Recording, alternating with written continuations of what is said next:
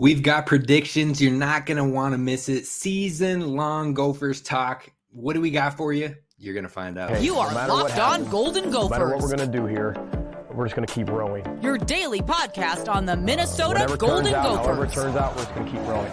Part of the Locked On Podcast Network.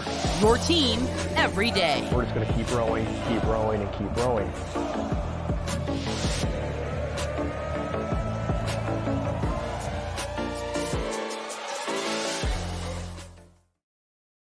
You're listening to Locked On Golden Gophers, part of the Locked On Podcast Network, your team every day. My name's Kane Rob, host of the podcast, former collegiate football video coordinator and recruiting assistant, here to talk Golden Gophers with you each and every day, and it is good to be back. I want to give a special shout out to my weekly in-season co-host, most weeks.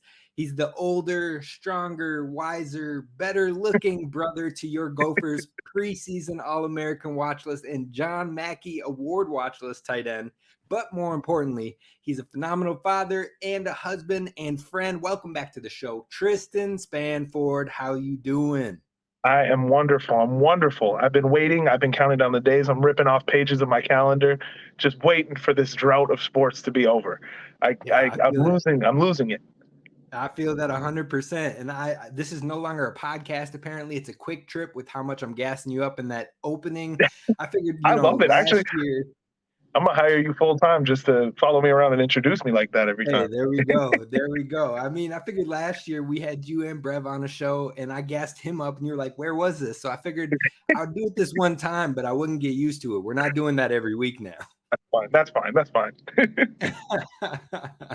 All right, man. So football is just about to be back and we are ready for this season to be here. Now, I figured we can kick this show off with some fun questions about the Gophers schedule, and then we can do our usual over-unders. Now, if you haven't tuned into the podcast from last year, you're in for a great treat. We do these predictions once every week with the upcoming week, but we're doing the whole season today. So we're going to do some questions, some over-unders, and then some predictions. Now, let's jump right into the schedule. I will throw it up on the screen so those on YouTube can see what we're talking about as well. But when we're looking at the schedule, Tristyn, what would you say is the game you are most excited for? Oh, I mean, of this year, I have to say, even with, we got Michigan and Ohio State, I am very, very excited for this Iowa game because I really want PJ to get over the hump. Like, it would be so awesome. I need to see Brev beat Iowa just once would be great. I feel that 1,000%. I mean, you only can hear it so many times on the internet and in person from Iowa fans like, oh, you can never beat us. Oh, Floyd's ours, all this stuff until it's just you reach your breaking point, right? So we need it. True. We need it up. It's PJ. I ask you, I beg you, please, just give us one.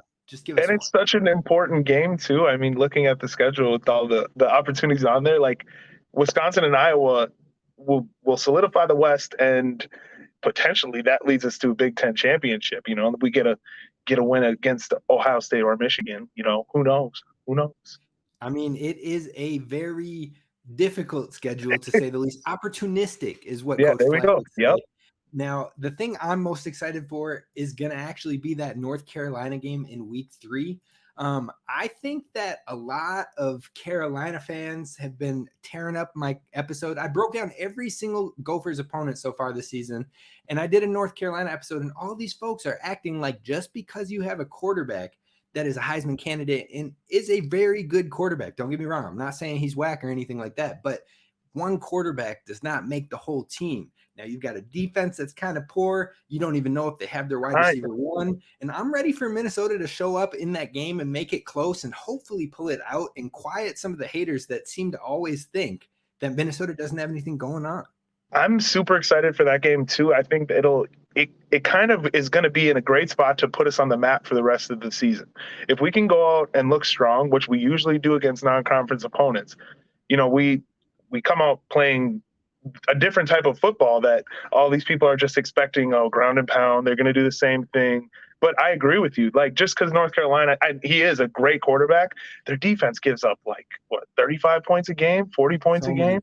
And I didn't see a ton of changes that they made. So that's going to be an exciting game. Right. They got a couple transfers, but overall, I mean, you're talking about a squad that every time they played a good defense, a Clemson, a North Carolina State, a top 30-ish defense, the team was struggling or they ended up losing in close games. Minnesota is going to have a top defense like they have for the past 2 years. So I think Minnesota is going to shock a lot of people. But let's move on to some other games on the schedule. Now, what game do you want to win the most? I'll put the caveat of outside of Iowa. We both kind of stressed that one. But which game on that schedule do you want to win the most? Oh, I would love to beat Michigan at home this year. And I know it's you're always going to have the Wisconsin game, but Michigan at home coming to our place, that it's going to be packed. It's going to be loud. The environment is going to be insane. Michigan's probably going to be ranked. It's just going to be so hyped up. That would be electric to win that at home. Same along the lines of Ohio State, but we'll be at Ohio State, which would be great too. And when we get that win, it's going to be a big one too. But Michigan midseason, that would be, It would be very nice. I mean, they're going to be ranked at that point. No ifs, ands, or buts. They're definitely going to be ranked. But the thing is, if you can pull off an upset like that, and we're not saying that's a guarantee. We're just saying that would be a really nice win. That would be the one we want the most. But if you can pull off a win at home versus Michigan, that's a storm the field type of game. I'm thinking back to that Johnny Manziel documentary I watched where they beat Bama, and the place went crazy. Like Dinkytown would be set ablaze. Hopefully not for real, folks. Don't take that literally. But I'm thinking 2019 Penn State is going to be it'll have an even bigger feeling than that. That would be huge. Absolutely. So I got to ask, are you traveling to any games this year? Are you sticking to the home games? What are you thinking? I'm thinking I'm going to attempt to get to either Iowa or Ohio State for sure, but I am not positive this year. I got all these kids running around. It's hard to plan for stuff like that. That's a chore in itself, but if you do, keep me posted. Maybe I'll tag along with you. We'll see what happens. We can road trip it. We'll road trip it on the road or something like that. There we go. All right, so there are 5 games on this schedule that I've circled as the most difficult matchups in 2023, and that's UNC, Michigan, Iowa, Ohio State, and Wisconsin. Now, of those 5 games, how many do you think the Gophers can realistically pull off if everyone stays healthy and things are clicking? I'm just saying, we own Wisconsin at this point, so I think that's definitely winnable. We own Wisconsin. Iowa, we play them tight, and they just can't score points, and I know they have a lot of changes, but I think anytime a team comes into the season with a point quota of how many points the offense or whatever situation they got to go on, it's typically not a good sign of things to come. That's not a good, so I think we can definitely beat Iowa. North Carolina, I think we kind of touched on it. I think they're a little overhyped. I don't want to get ahead of myself because again, they're a good football team. They're ranked where they rank 12 right now for a reason. I think they're like 19, but they're ranked for a reason. Exactly. Yeah, exactly. They're not. I don't want to sleep on them. But I think we get them early enough in the year, and I think they're a little bit overhyped from what they did last year. Now, Michigan and Ohio State are a different beast. Those are going to be battles. But I think back to, what was it, 2 years ago when we played Ohio State in the home opener, and we were right there in the first half of the game. Now, granted, we're going to get them 2 weeks out of playoffs, what could potentially be playoffs for anyone.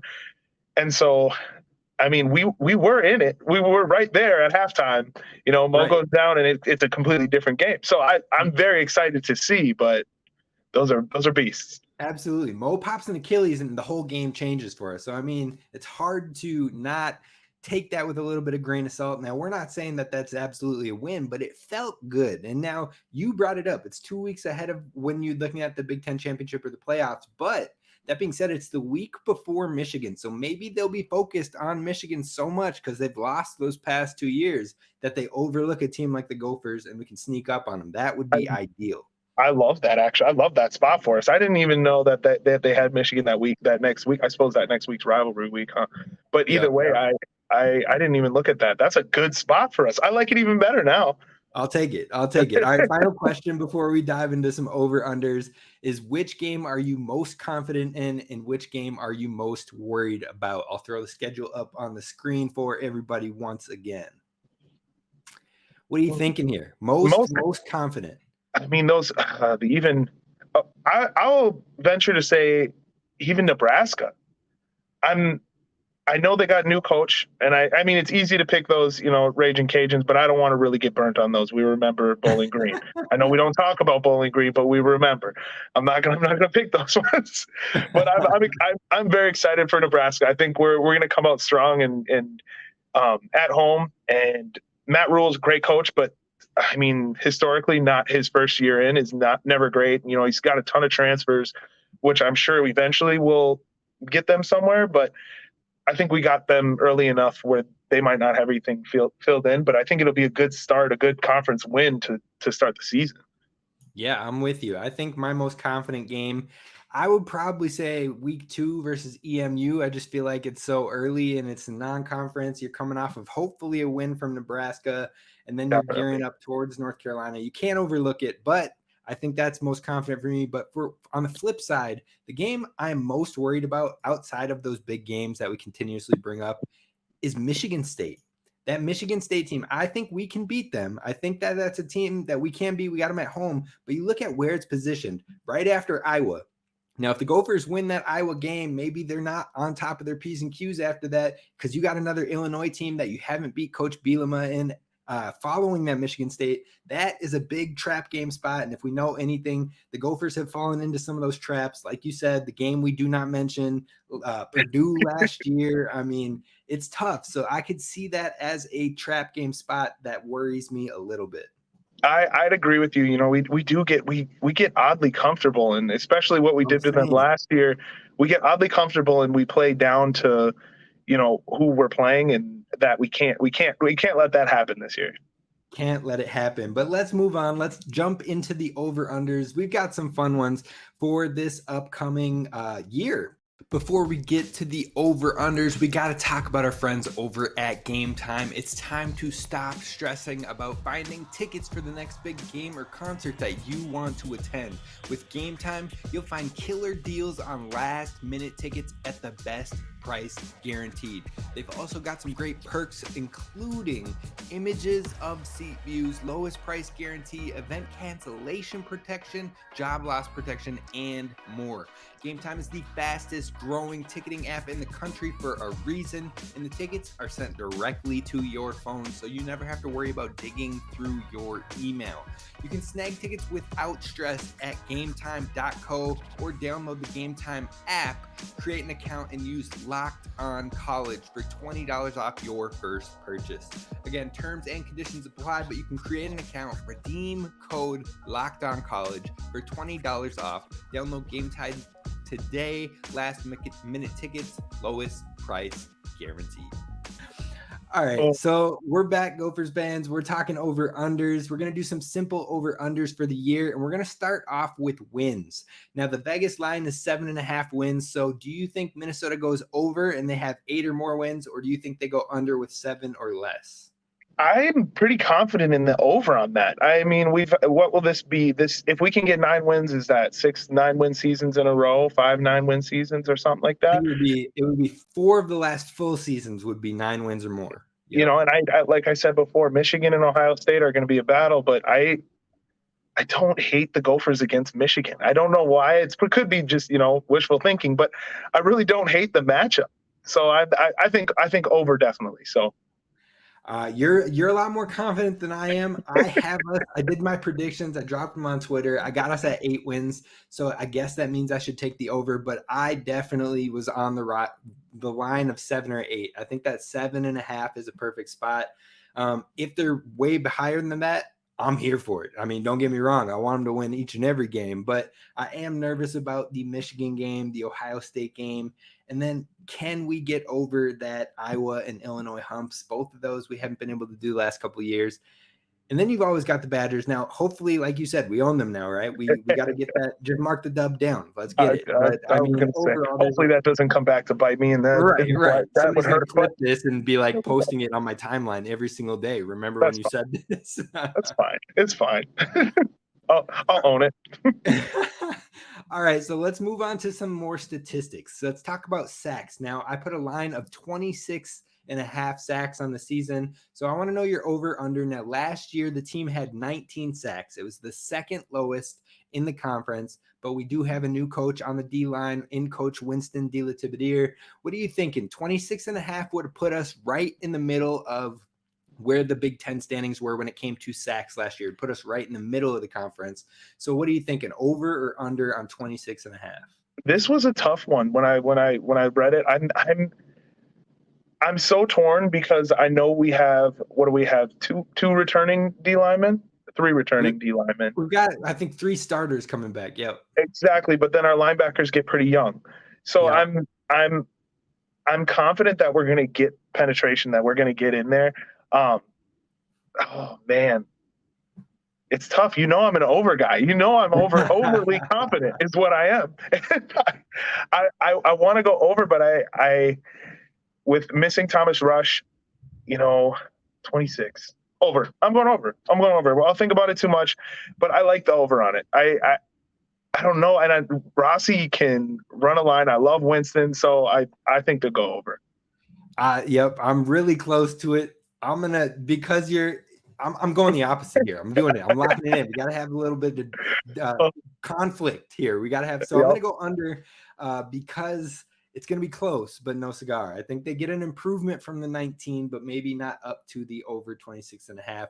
How about rushing touchdown totals? We've got 27.5 as the line. Now, last year, they were 15th in the country with 33 rushing touchdowns. Mo's gone. Potts is gone. There's a lot of change in that running back room. But if you look at 2021, the Gophers had 27 rushing touchdowns, even when Mo went down in game 1. So 27.5 is the line. So are you going 28 and higher, or are you going 27 and under? This one, I'm still going over. I think it's always going to still come back to this is still Big Ten football. And I do think our air offense is going to be awesome to watch this year. I'm very excited to see it. But I do think, when it comes down to it, I think we're still, Bryce punching the ball in. Like, I can just see that in my brain is we'll still get to, red zone, run first and see what we can make happen. So I do think we'll go over that. I am going to follow you. I'm going to take the over on this, but I think it's going to be close because I'm hoping we pass the ball in the red zone more. I agree. We get some more passing touchdowns, and I'm hoping they're going to a man named Spann-Ford in the end zone. If you hear me, BJ, tap it in. I would love it. I would love it. All right, and then we're going to move to pass yards. So the total line we have here is 2,650. So I want to know if you think we'll go higher or lower. Now, the last 2 years, we've had 2,106 yards in 2021, 2,369 yards in 2022. But then we know 2019, 3,293 yards. Now, I'm guessing maybe it'll be somewhere in the middle of all those numbers. So what do you think on 2,650 pass yards for Ethan in that QB room? I think I'm very nervous. He's still a young quarterback, but he can throw the thing. And I don't want to keep picking overs. I'm going to say under, but just barely under. I think it's a good number to set it at because I really do think it's going to be more of a pass first offense. It's going to be run first, but they're going to throw the ball more and let it fly. And, Ethan's so young. It's a great time to just let him air it out, let him make the mistakes now, especially when you're looking forward to the future, let him throw that thing and keep his confidence up. I'm with you. I think even just listening to you, I'm gonna take the over. I think you talked me into it. So I think Ethan's gonna throw it around a lot. I think there are gonna be some learning moments. I don't know how much further over. I think that line is pretty close to maybe what you see. But I'm going to take the over just because I think we are going to pass the ball a lot more. I'm thinking maybe 60% run, 40% pass, as opposed to the last 2 years. It's almost been 70% run, which is baffling to me. But I think we're going to crack the top 100 in pass attempts, which will be the first time with Coach Fleck at the helm. So I'm going to take the over. I agree. Now, I like it. This next line is for you. Oh, boy. Touchdowns for that guy named Tristyn Spann-Ford. The line is at 6.5 touchdowns. So are you going 7 and more, or are you going 6 or less? I'm not going to say under, obviously. I'm going to will it into existence. It has to be more. I want it to be more so bad. I want it to be over. He's still a mismatch nightmare. I mean, the guy is huge. And hopefully he's not listening to this, because I will not allow him to hear these words come out of my mouth. But he might know how to play football. He might. He might be good at this game we call football. But here's the deal. I wrote this in my notes. 5 needs to be the absolute minimum touchdowns that Tristyn Spann-Ford has in 2023. And if he does not have at least 5 touchdowns, Coach Fleck, we're beefing. We're beefing. I'm coming to the presser. Right. I'm asking you why we do not have 5 for this man, because who's going to jump up with him? Who's going to do it? Give me the answers to the test, folks. I'm excited. Ain't mathin'. And so I'm excited about Ethan, because I think Ethan will just throw it up. Why not? Why not? That's a young quarterback's dream. Just toss it up there. Brev will get it somewhere. Put it up where nobody else can. Right, exactly. All right, so I'm gonna skip a couple of the other ones that we had in here. The last line that I'm gonna do is push-ups done by Goldy Gopher. Now, let me explain this a little bit for those listening. So every time the Gophers score points at home, Goldy is doing push-ups for those points, right? Now, I don't want to get too technical and get into the math and everything like that, because it's too much thinking, too much confusion. You talk about math and not math. But what I'm saying is points scored at home. Last year, we scored 231 points at home. So that means Goldy did 231 push-ups. Now, in all actuality, he did a lot more than that, because say we score a touchdown, he does 7. Then we kick a field goal, he does 10 for the 10 points. So that means he's already done 17 push-ups right there. But we're going to make it easy. We're just going to talk about total points. So 231 points scored last year. The line for this year, for home games only, is 180.5 points. So 180.5. That's the line. Are you taking the over or the under? Now, I do want to preface this with, we don't got cupcakes on the schedule anymore. It's not New Mexico State and Dion List, Colorado, and the Leathernecks of Western Illinois on here anymore. We've got some teams on this non-conference. So what are you thinking? 180.5, over or under? I will never understand how the people who set lines get these numbers, and how I always am like, yeah, that's right where it should be, because that sounds right. But with us moving the ball, with us throwing the ball more, I wonder if that'll change the pace of our offense. Because, Fleck loves to hold the ball. It's all about, controlling the clock. So I'm wondering if that'll speed up our pace of offense more, which would, on paper, allow us to score more points. So it kind of leads me to want to lean towards the over. With that being said, we do, like you said, we don't have any cupcake defenses, but I think I'm going to go with the over, just because if we're throwing the ball more, hypothetically, we should be moving the ball at a faster pace. So we won't, we should be able to move it faster. We should be able to score faster and score more. I understand the hypothetical. I'm pulling up the schedule again to help myself out. So the home games, we've got Nebraska. I think we get like 24 points in there. Eastern Michigan, we can score some points. Raging Cajuns, we can score some points. Then we get into Michigan, Illinois, Wisconsin. It's getting tight for me. I'm going to take the under on this one. I think those are going to be some tight games. Nebraska could be a close one too. I'm going to take the under and contradict you once again. But that would mean if we get over 180.5 points, that means that the Gophers would average just over 25 points a game, which could happen if you blow out some opponents. We'll see what happens. But not a lot of blowoutable opponents. Not a lot. Not a lot. They're good football teams. You're right. It is a opportunistic. Absolutely. This is the schedule that gets you into college football playoffs right here. All right, folks, we're going to talk about our new friends over at Athletic Brews. Now, our new friends will be bringing us the game changer of the week each week, like Lemeki Brockington in last year's Wisconsin game, who took the slant route for about 30 yards for a touchdown to ice out the Badgers at Camp Randall and keep the Axe in Dinkytown for back-to-back years. Now, like Brockington, versus Wisconsin, Athletic Brewing has completely changed the non-alcoholic beer game. They make non-alcoholic beers that actually taste good. So good that their brews are great tasting and award-winning and have beat out full-strength beers in global competitions, plus no hangovers ever. You can find Athletic Brewing Co.'s non-alcoholic brews at a store near you or buy online at athleticbrewing.com. First-time customers can use promo code LOCKEDON to get 15% off your first online order.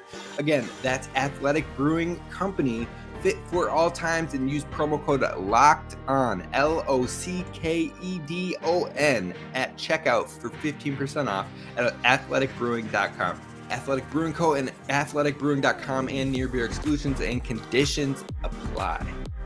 All right. So, Gophers fans, we're going to wrap this up with what everyone comes for, and that is the predictions. We're jumping in right now. I want to know your prediction, if I can even speak the words that are coming out of my mouth right now. Prediction for which game will be the closest game of the season, in your opinion? Closest of the season. I'm going to go with, it's got to be Wisconsin. I mean, the last 2 years, look how we beat them last year. It's going to be a battle back and forth. I mean, it's kind of along the same lines as Iowa. Iowa, it's always close. You know, it's 3-3 going into half, 3-6 in the third quarter. And so it's going to be close. It's going to be a battle, but I would go Wisconsin. They're going to be trying to get the axe back, and it's going to be another classic, hopefully. I'm going to go with Iowa. You spoke my pick. The last 3 full seasons where we've played, so not the COVID year. We forget about that year because who cares about COVID, Yep. right? Yep. But the last 3 full seasons, the Gophers Iowa game has been 5 points or less in every single one of those games. I think it's going to be similar again this year, regardless of the new additions, regardless of who's coming back. I think it's going to be a tight one. So Iowa is my pick. Now, we're going to have fun with these next predictions, and we're going to rattle through them. We're going to fly gut feelings. So the number of pass touchdowns for Minnesota on the year. How many pass touchdowns does Minnesota have? Oh, man. What? How many did we have last year? Do you know? That's you a want me great to question. rattle Probably these? like 12, if I'm being honest. I need it. Yeah, no, that's what. I'm going to go 25. 25. On the whole season? Okay. 25. 25 is a reasonable number. Oh, for sure. For sure. Yeah. It's reasonable, Yeah. especially if you're passing more. I'm going to lock in 22. I'm close to you, but I'm going to go a little bit under. I still think, like you said, we'll run the ball, so we'll see what happens there. But next question is we each get to pick a pass-catching leader for yards on the Gophers this year. So we can't pick the same person. I'm going to let you pick your pick first on this one. So who will have the most passing yard, or receiving yards, I guess would be the thing here. Most receiving yards in this stacked wide receivers room. But I'm talking pass catchers, so Brevin's still in this too. I would love Brevin to be there, but I don't know what we got yards after carry. I think Daniel Jackson, he's going to be way downfield. I mean, you're going to, especially with Chris back on the field, you're going to have to honor that. Chris is back smarter, faster, stronger. So you're going to have to honor everybody and guard everyone, but Daniel is going to be, I think he's going to be the guy. All right. You took D Jackson. I got that. I'm going to go with Chris then. I'm going to go with Chris because I think Chris is going to be on the field a lot. I liked what I saw from him when I was able to attend the fall camp sessions and like to see him getting some contact plays in there. I think he's going to look nice. I think he's going to be available very quickly in the season. I don't think they're going to be holding the reins back or anything like that. And I think he's going to come on a mission, having had to miss last season. I think he's ready to bounce back. So I'm going with Chris Ottman-Bell. But we're still sticking with pass catchers here. Who is going to lead the team in receiving touchdowns on the season? I get to go first because you went first on yards, and I'm taking Tristyn Spann-Ford because if this man doesn't lead in touchdowns, BJ. Why? Oh, passing touchdowns. It's easy to go Daniel again too, but I like Chris here. Chris is he's strong. He's so strong. That's what I see whenever I see the clips come out of camp. I'm like, he's gonna get every ball. He's not gonna allow any defender to get in his way. So I'm going with Chris on touchdowns. I'm feeling it. Okay, the last pass catcher question. Who is going to lead the team in receptions? So the most catches on the year. Who do you got there? it's easy to go Daniel Jackson again because I think he's got the speed and he looked so good last year, and this year he's again smarter, stronger, faster. These are every year adds so much more intelligence in the game of football, and I think that makes so much more of a difference, especially going with this offense. So I'm going Jackson again. I don't hate the pick at all. I think Daniel Jackson is going to ball out this year, but I am going with my guy. I think he might be my favorite receiver on the team. I love his game. I'm going with Elijah Spencer, the transfer from Charlotte. I think, look, we saw it in the spring game, 11 receptions. He had like 14 targets. The man can separate when it comes to that slant route. I think of Michael Thomas when he absolutely dominated the NFL. I think he has that type of ability where he can really separate and get a ton of reception opportunities. So I'm locking him in. Now, this is going to be a fun one here. Who are you picking for the rushing leader for the Gophers? Now, we've got some options here. Sean Tyler, Bryce Williams, Zach Evans, Darius Taylor. All four look like they'll be involved. Who are you picking to lead the rushing room when it is all said and done at the end of the season? I think when it comes to the leader on the team, I mean, I have to go with Bryce. He has been there for how many years? And he kind of played that second spot to Mo, the third spot at times. And I think he's got the maturity and the skills have always been there. But I think it's going to be his time to step up. So I'm excited for Bryce, and I got to go with my guy.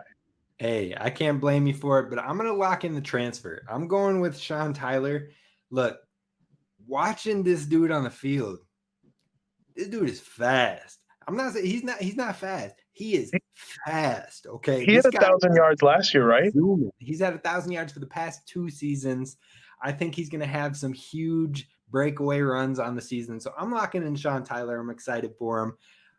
Now, these last 5, they're going to be fun ones for us. We'll fly through them. So gut feeling, and it's locked in for the season. There's no going back. You're going to be pulling for this player extra. I want you to pick a defensive MVP. I'm going to let you go first on this one. Defensive MVP for the team. And caveat, you can't take Tyler Nubin. That's fair. Okay. I actually wasn't. I have Danny Stragow written down. Okay. Edge rusher. I believe is he a sophomore this year? I think he's a redshirt sophomore. I think that sounds right. Right. So I from what I've been reading about him, he sounds like he is a guy, like he might be a dog. And I have a soft spot for DNs. So I'm going to be very critical on my guy all year. Because I think if he's all the hype is what I'm reading, I think that he's made the growth and the steps that could make him a dog out there.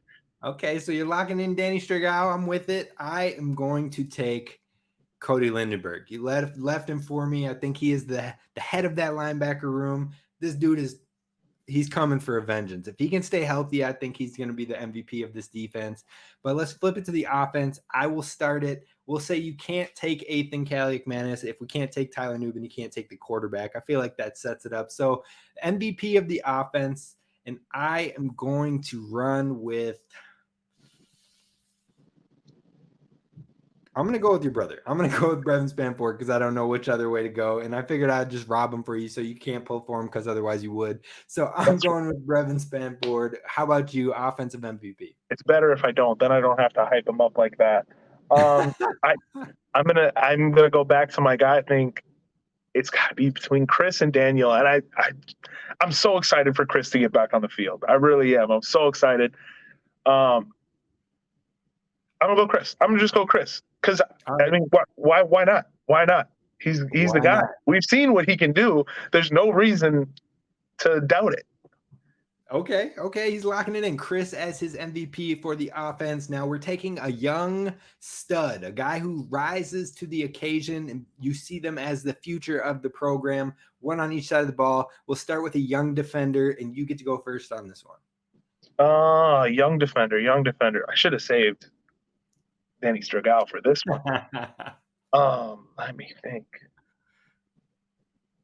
Anthony Smith. Okay, you're stealing what year is he from me and everything. Okay, lock it in. It's cool. Is that I was gonna say. Okay, there we go. I that's again one of the guys I've been reading. I had a hard time because I'm feeling so old. I don't know a lot of these guys anymore. I'm having to do this research, and I'm not in the media like you guys, like you are. So I'm reading up. So that's my guy. I'm picking him. All right, so he stole my own guy from me. He got Anthony Smith. I want to run with Devin Eastern because I think he's going to play so many snaps on this defensive tackle. But I'm not. I'm not going to do it. It's too easy. I'm going to go with safety Darius Green, the guy playing across from Tyler Nubin. I think he's going to be big time. He's going to fill Howden's shoes, and he's going to do it nicely. So he's my young I got him written down too. Let's go with offensive side of ball. Young star in the making. I am going to run with Darius Taylor on this one. I think that they're going to use him in that red zone a lot. I think he's going to have some touchdowns, and he is going to have Gophers fans stoked for 2024. So he's my young star on the offensive side of ball. How about you? I kind of wanted to say Zach Evans. Okay. He's been on the team, but he was hurt early last year. Yep. But knows the system. He's been here, knows the guys. So there's no reason why he can't be a guy who shows out. Is like, hey, I'm here. So I'm with you 100%. We got 2 final predictions, folks. 2 final predictions hanging in there. The first one is pick a sleeper player to have a big season, someone that maybe some Gopher fans don't know. Maybe some Gopher fans haven't heard too much about him. Who is your sleeper for either offense or defense? Doesn't matter which side of the ball for 2023. Let's go linebacker, Devin Williams. Okay. Is who I had written down.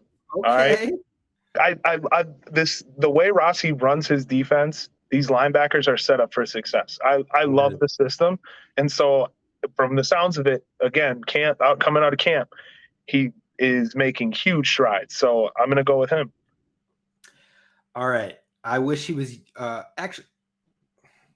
This might not be a sleeper for many folks out there. It might seem like I'm just taking a chalk pick, but the transfer nickel cornerback, Jack Henderson, is going to ball out this year. So I'm locking him in as my sleeper. I don't even know if it counts as a sleeper because he's been kind of boasted about through the spring and fall, but I'm locking it in. If I can't lock in Jack Henderson, then I will go with Devin Eastern, who I said I wanted to have as my young star in the making. So one of those 2 guys. I think you're fine with Jack. You're fine with Jack. We don't know. He hasn't played on the Gopher field yet. So exactly. Whatever happens. Yeah, exactly. All right. The final question, the one everybody cares about, and hopefully they've sat through 35 minutes of podcasting to find out, is the record. What is your prediction for the Gophers record at the end of this season? Regular season, no bowl game included. Man, no bowl game? No bowl game. Let me see the schedule again. Can you pop the schedule back on here? I will pop this up. Boom. Oh, man. Here, I'll walk you through mine while you mentally get your decisions in. Yes. Give me 5 seconds. I'm locking in 8-4.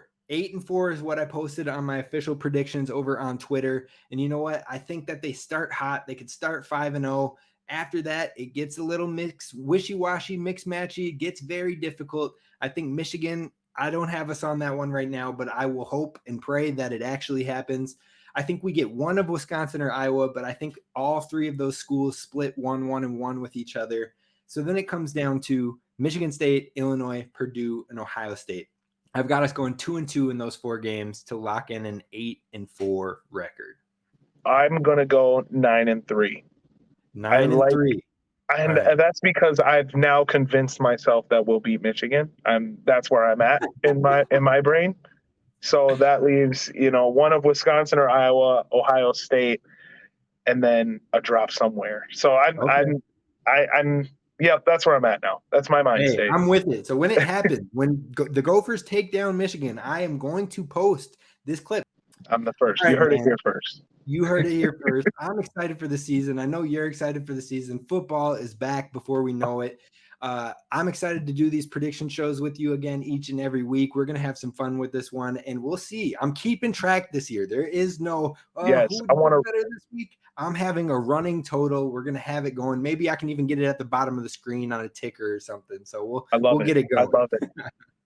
All right, that's going to do it for us on Locked On Golden Gophers. A little bit of a longer show, but it's absolutely worth it. Be sure to hit subscribe over on YouTube. Follow Tristyn Spann-Ford over on Twitter, and we will see you next week where we'll talk about I guess we'll see you I don't know. We'll see you soon. All right. We'll see you soon. Just call me. You just text me. I have literally nothing going on. So this is it. This is it for me. Scotty Rock, go Gophers. And as always, don't forget to subscribe.